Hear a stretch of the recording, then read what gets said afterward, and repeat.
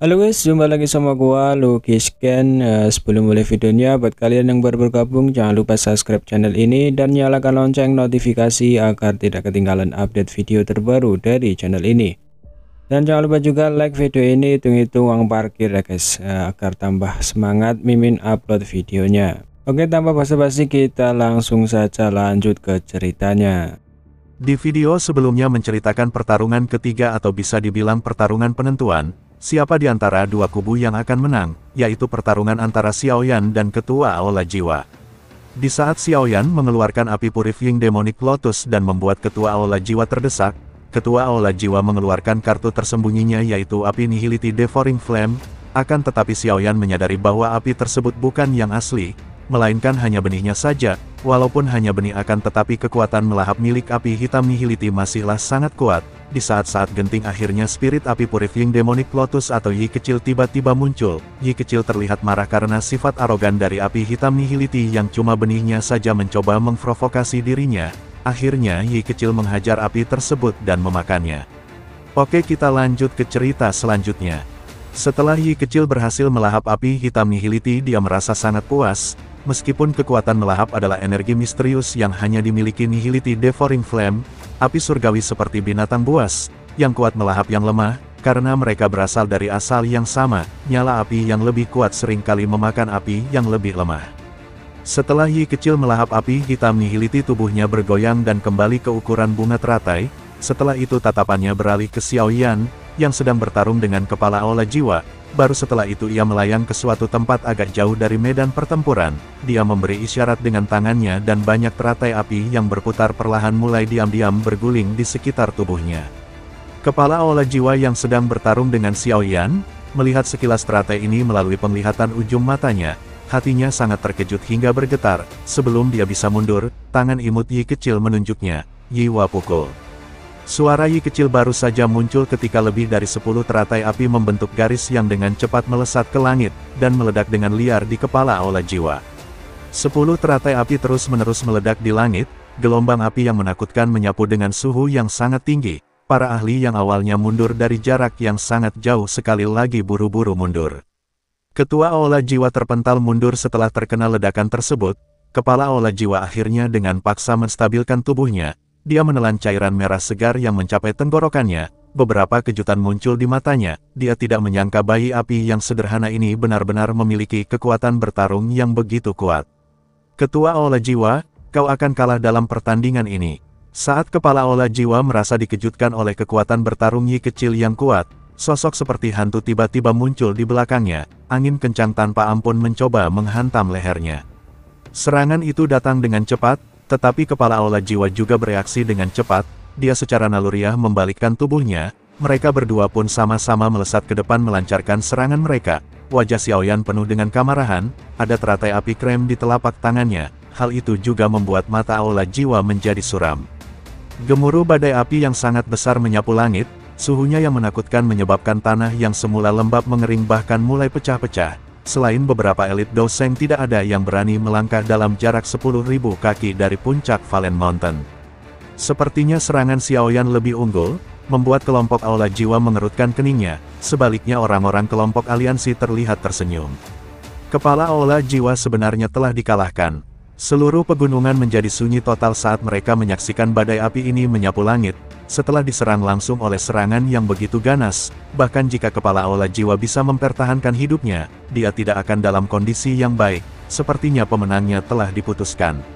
Setelah pertempuran ini, nama Xiaoyan dan aliansi Sky Mansion tidak diragukan lagi akan menjadi sangat mempesona di Central Plains. Anak ini luar biasa, posisi tuan penguasa dari Central Plains kemungkinan akan berubah. Para tetua agung dan ahli dari beberapa faksi merasakan pemikiran seperti itu melintas di hati mereka.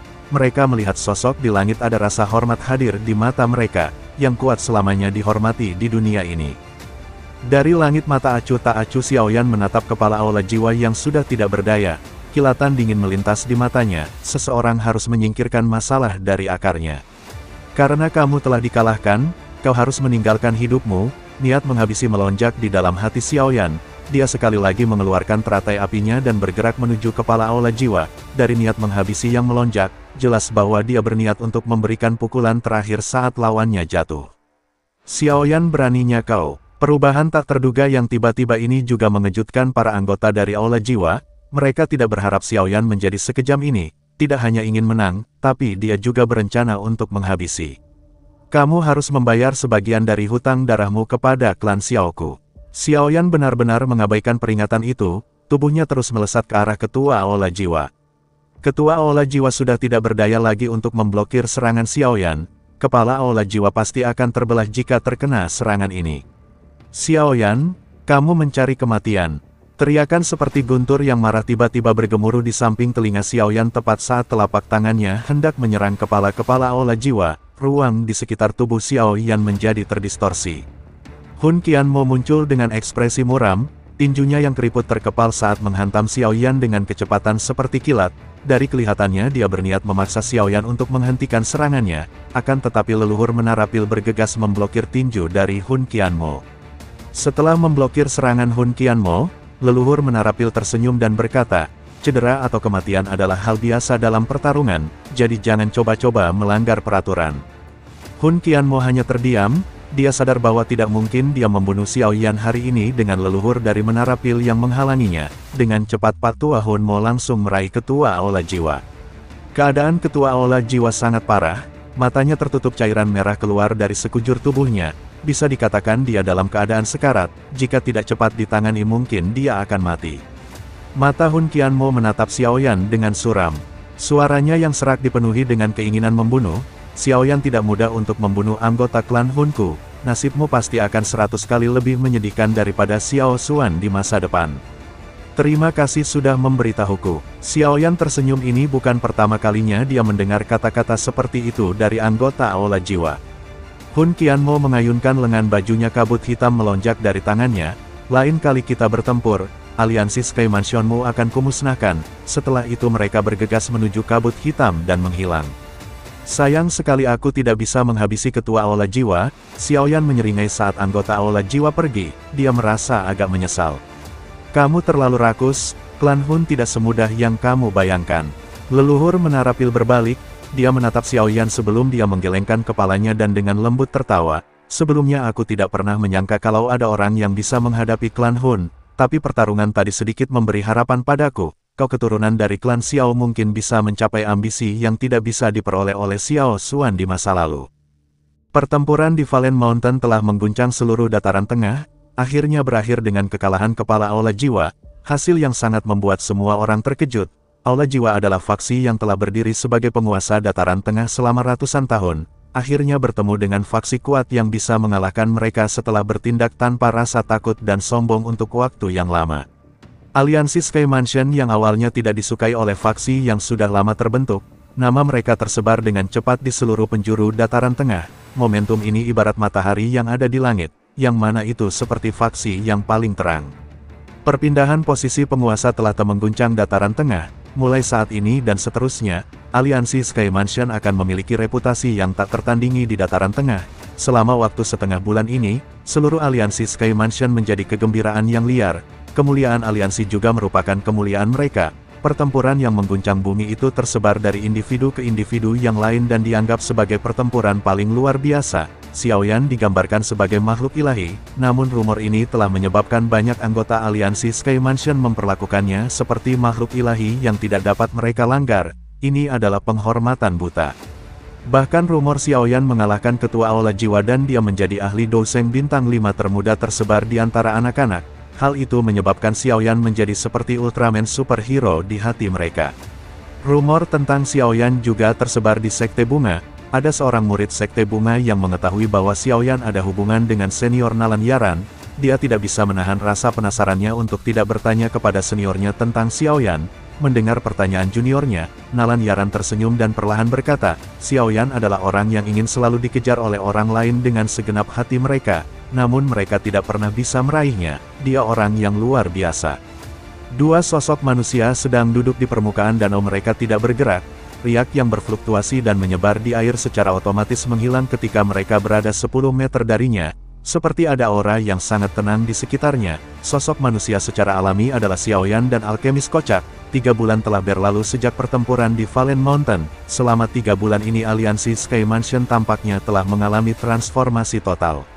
Xiaoyan dan Yao Chen memandangi air terjun tersebut. Dengan wajah tersenyum Yao Chen mengangkat tangannya dan perlahan berkata, rasanya enak jika bisa menjalani hidup yang santai dan sederhana seperti ini.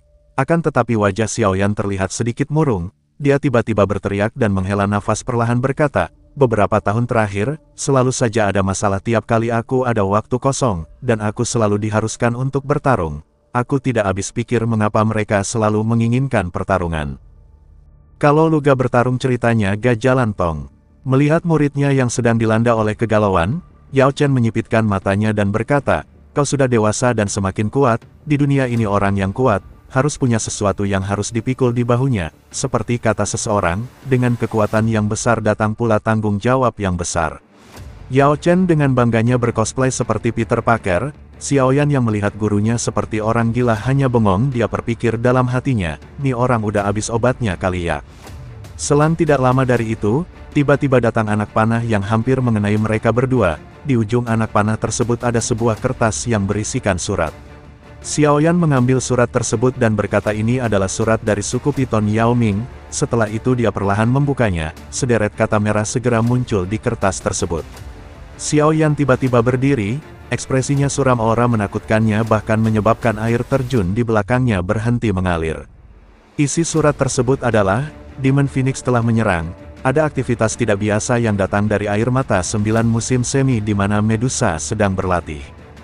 Ledakan terjadi di markas besar suku Piton, terlihat sudah ada orang-orang suku Piton yang sudah berbaring di tanah karena serangan. Pria yang berdiri dengan sayap di punggungnya yang berada di tengah-tengah pasukan Demon Phoenix. Dia adalah Huang Tian, kepala suku dari Heaven Demon Phoenix. Dia melihat sekeliling dan perlahan berkata, inikah Nine Serene Spring, tempat terlarang dari suku Piton? Apakah wanitanya Xiaoyan berada di sini? Markas besar suku Piton Nine Serene Deep Ground ditutupi atmosfer bertekanan tinggi. Mata ahli suku Piton Nine Serene Deep Ground yang tak terhitung jumlahnya mengandung kilatan dingin saat mereka melihat ke langit. Tempat itu dipenuhi dengan sosok manusia. Banyak sayap besar menutupi langit seperti awan gelap. Kemudian kepala suku Heaven Demon Phoenix mengalihkan pandangannya dan menatap Yao Ming. Dia berkata, akan kuberi satu kesempatan terakhir, turuti semua perintahku atau tanggung sendiri akibatnya. Suku Piton akan kubiarkan hidup asalkan menyerahkan wanitanya Xiaoyan. Jangan coba-coba melawan jiwa tidak ingin kalian musnah. Mendengar ancaman dari kepala suku Heaven Demon Phoenix, semua tetua suku Piton mengerutkan kening mereka dan saling bertukar pandang. Mereka bergumam, sial, jika saja kepala suku tidak disiksa ribuan tahun di kedalaman Yellow Spring, pasti suku Heaven Demon Phoenix tidak akan berani melakukan apapun. Huang Tian sudah berada di Dow Snake bintang 5 tingkat terakhir. Siapa di antara suku Piton Nine Deep Ground kita yang bisa menandinginya? Yao Ming mengerutkan keningnya dan berkata dengan tegas, Xiaoyan adalah saudaraku dan Pavilion Falling Star adalah sekutu suku Piton Nine Serene Deep Ground. Aku tidak akan mengkhianati teman-temanku. Suku Pitonku tidak butuh belas kasihan dari siapapun. Yao Ming memegang tongkatnya dan melesat ke langit. Auranya keluar menyelimuti sekujur tubuhnya. Bentuk formasi bunuh mereka dan lindungi keluarga kita. Suara dingin seperti pedang keluar dari mulut Yao Ming yang berlumuran cairan merah. Niat membunuh yang mengerikan muncul. Dimengerti, semua sesepuh dari suku Piton Nine Serene Deep Ground berteriak dalam persatuan dengan ekspresi gelap dan dingin setelah mendengar kata-kata Yao Ming. Setidaknya lusinan sosok naik ke langit, tanda aura misterius samar-samar hadir di antara mereka. Formasi besar lempeng ular, banyak pilar cahaya dengan cepat melonjak keluar dari tubuh sesepuh saat banyak dari mereka berteriak bersama. Akhirnya pilar itu terjalin satu sama lain. Dalam 1 menit formasi setinggi 10.000 kaki muncul di langit di depan banyak pasang mata. Tekanan menakutkan samar-samar terpancar dari formasi menyebabkan ekspresi banyak orang berubah. Pilar cahaya keluar dan bercampur dengan formasi, menyebabkan seluruh formasi bergetar. Pilar cahaya energi yang tak terhitung jumlahnya berkumpul dengan cara yang menakutkan. Akhirnya mereka berubah menjadi ular sepanjang 10.000 kaki. Ular besar itu memancarkan aura kuno, membuatnya tampak sangat kuat. Formasi besar lempeng ular. Huang Tian mengerutkan kening saat dia berdiri di langit. Dia tentu saja mendengar tentang reputasi formasi ini. Saat itu suku Piton Nine Serene Deep Ground mengandalkan formasi besar ini untuk membunuh banyak ahli yang sangat kuat. Melihat suku Piton membentuk formasi, tetua Phoenix mengeluarkan auranya dan berkata dengan dingin, bukan hanya suku Piton yang hanya bisa membuat formasi lempengan besar. Setelah mengatakan itu, Tetua Phoenix langsung memerintahkan semua orang untuk membentuk formasi kuno Heaven Demon Phoenix. Banyak ahli dari suku Heaven Demon Phoenix dengan cepat berkumpul di langit setelah ular besar itu muncul. Teriakan yang mengguncang bumi muncul dari mereka, energi menakutkan dengan cepat berkumpul menjadi satu. Seekor burung Phoenix besar berukuran sama dengan ular besar mengepakkan sayapnya yang berukuran 10.000 kaki. Burung Phoenix dan ular tersebut berhadapan satu sama lain. Pertarungan tersebut membuat area di sekitarnya bergetar hebat. Banyak orang di bawah tanah itu menghirup udara dingin yang dalam setelah melihat pertempuran mengejutkan di langit. Jelas mereka tidak menyangka kedua belah pihak benar-benar melepaskan formasi penjaga suku masing-masing. Mata Huang Tian acuh tak acuh saat melihat mereka bertarung. Dia menghela nafas dan berkata, orang-orang lemah ini sangat membosankan. Tak lama dari itu tubuhnya bergerak, dia berubah menjadi seberkas cahaya saat dia menuju Nine Serene Spring, tempat di mana Medusa berada.